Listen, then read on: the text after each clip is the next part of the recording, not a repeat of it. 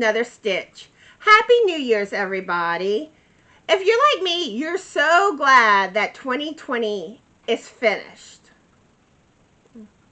Today's video is going to be off topic. I'm not going to really discuss much that's going to be knitting or crochet related. Now, one thing I do want to mention, I am now on, I think it's December 2nd on my temperature blanket. So I'm getting closer to being finished. And once I do, the temperature blanket video will be coming. Also, I want to apologize. Yesterday, I had a lot of trouble uploading my video onto YouTube. What happened was, it had gotten to 99% processing and it stuck. And at first I was letting it sit there, and it had been sitting over 3 hours. So at that point I decided, let me try it again. And it did the same thing to me. It stayed stuck. Well, I finally started playing around with my account, and I saw something that told me that the video was too long. And it had a little thing saying learn more, so I clicked on that, and I found out that because I hadn't verified my YouTube account yet, I couldn't have a video over 15 minutes.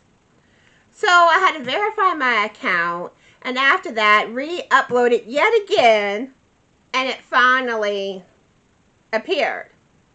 So I'm still in the learning process, so please bear with me. I try to get my videos out on time, but if something happens where it's not there on the day that I mentioned, it'll probably show up the following day. It just means that I had some type of struggle getting it accomplished, because I'm still learning as I'm going. I'm trying to learn more about video editing. I'm using Shotcut for my video software. Do any of y'all that do YouTube videos have experience with Shotcut? If y'all do, please contact me. My information is in the description box below, and maybe we can kind of sit together and help me figure some stuff out. I'd really appreciate it.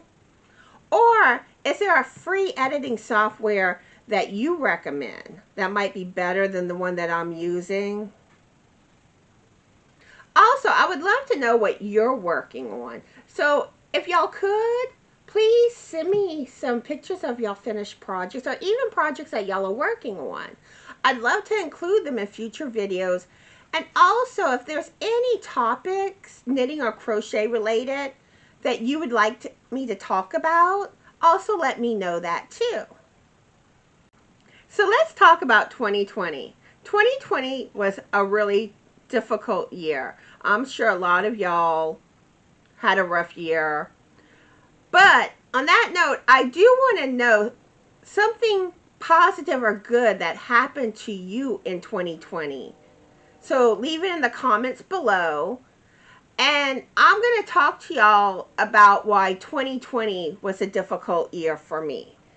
And really hoping 2021 will turn everything around and be a great year. And I hope it's a great year for you too. So in 2020, I felt like I just went downhill. And I'm going to get personal with y'all, and hopefully I don't get emotional in this video.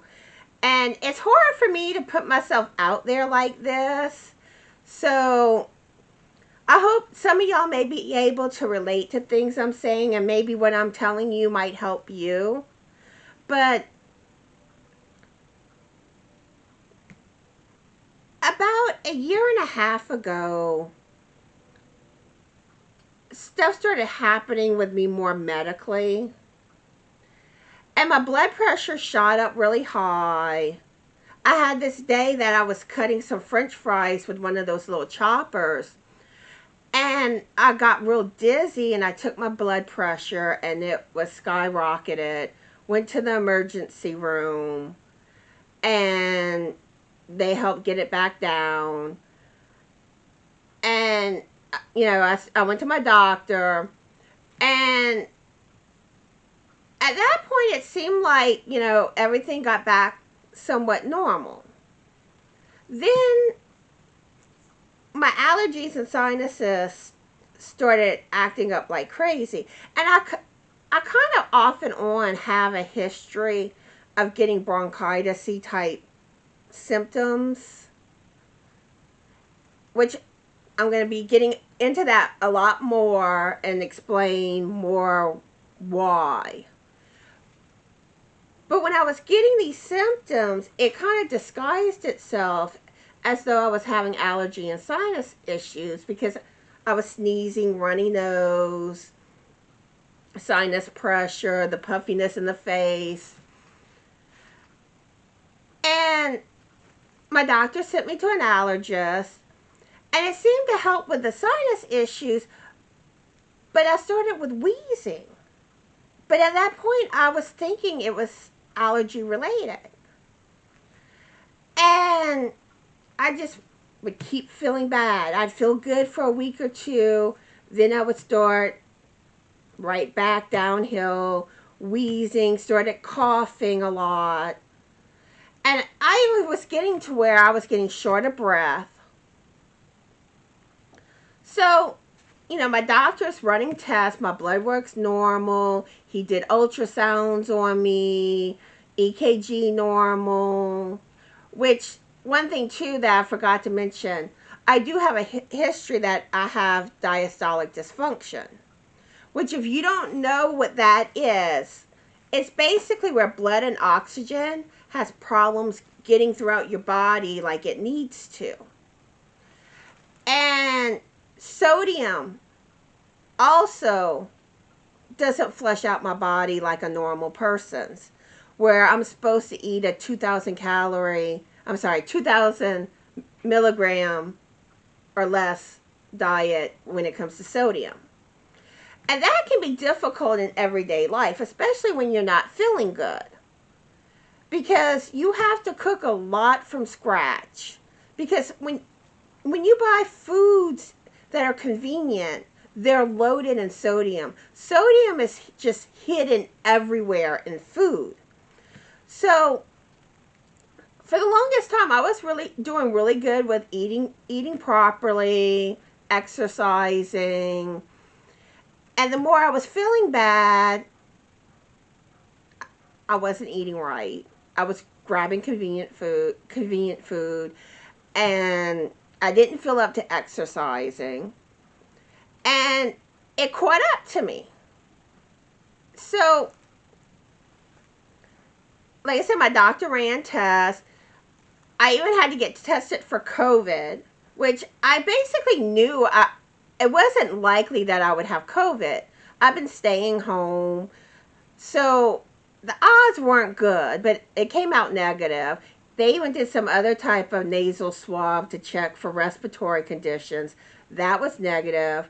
I got pulmonary tested, and I do have a little restriction in my lungs, but it's not that much. I think it's only like 3% below normal.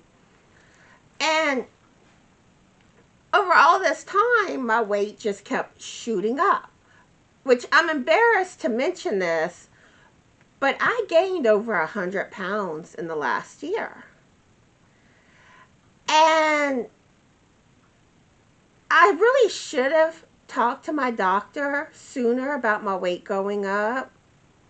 But it's something that's really hard to talk about. And so about 2 weeks ago, when I went to the doctor, I told him this. And immediately he wanted to put me back on Lasix. And if you don't know what Lasix is, it's a very strong diuretic, and it flushes the fluid out of your body. And about 6 years previously, I was hospitalized with my diastolic dysfunction, and they had to put me on an IV of Lasix. And just while I was in the hospital, they pumped out 70 pounds of fluid. That's how major fluid retention issues I have. And so my doctor puts me back on Lasix, and just after taking the first dose, a world of difference. The wheezing stopped. I'm hardly coughing now. I don't feel as out of breath. And I'm feeling a lot better on that note, and hopefully the Lasix will start flushing out the fluid weight. I'm starting to notice my clothes fitting looser, so I think it's working. I go to the doctor Monday, so I'll see how much my weight has dropped in the last 2 weeks. And I'm hoping that in 2021 I can get all the extra weight off, get back on track with my eating. I'm doing a lot better with my eating, but I'm still not quite where I should be. And I am hoping to get back on track with exercising, which I'm about to talk about that I'm having when it comes to that. Because when all this is going on, I start having issues with my back hurting. And when I mentioned it to my doctor, he did an x-ray, which the only thing the x-ray showed was that I have arthritis in my back. And he sent me to physical therapy, where this place had me do just exercises, a lot of mat work with leg lifts and stuff like that. So for a while there, everything seemed to be not as bad afterwards. But with me not feeling good, I'm not being as active, and it got worse. And it's like around the tailbone area and all the way across. It hurts. It'll start to lock up on me. And my doctor is suspecting that I have sciatica. And on top of that, about a month and a half ago, I slipped and fell, which is probably what agitated my back. And then I started having issues on my right knee area, on up the upper part of the thigh. And so I brought this up to him. He wants to do an MRI on me, but I have to go through physical therapy before they can do the MRI. So I'm having to do physical therapy 3 times a week, which that's part of why I said I have a lot of appointments. And what they're doing is they have me on a heating pad, sorry, and they do that. Then they do an ultrasound, which has heat waves. At first, I thought it was a medical ultrasound they were doing on my back, but it's heat waves that's supposed to help with the muscles in the back. And the physical therapist also massages my back. And actually, when he massages it, there's areas it hurts when he's massaging. And then they have me doing 10 minutes on a bike, which I'm feeling that in my knee. And then they do a cold pack. So I am finding that it does seem to be helping, that I'm starting to feel like I can move more than what I have been. But I've also been on prednisone, and today's the first day that I'm not going to be on it because my prescription ran out. So hopefully it doesn't affect how I feel. But my goal is everything's going to be a lot better this year. I'm going to get on track with everything. No excuses. Even though sometimes it is very hard and it is very discouraging, where sometimes I feel like I'm never going to get back how I was. But I can't think that way, and I'm going to do it. And look who just popped in. It's Frank, everybody. And Frank would like to wish y'all a Happy New Year's, too. Happy New Year's, everybody. Buy more yarn. That's his words of wisdom for 2021. Make sure to buy more yarn. So does that give me permission to buy more yarn? Yeah, with your money. So anyways, I just wanted to jump in today, wish everyone a happy New Year's. Oh, and I want to know, is anyone doing anything special today? What are y'all cooking? I know I normally cook cabbage casserole. I didn't do it this year because, like I said, I haven't been feeling as energetic. But cooking is one thing I really love doing. And I'm hoping I start getting back into all my cooking like how I normally do. But I hope everyone is having a very yarny day. And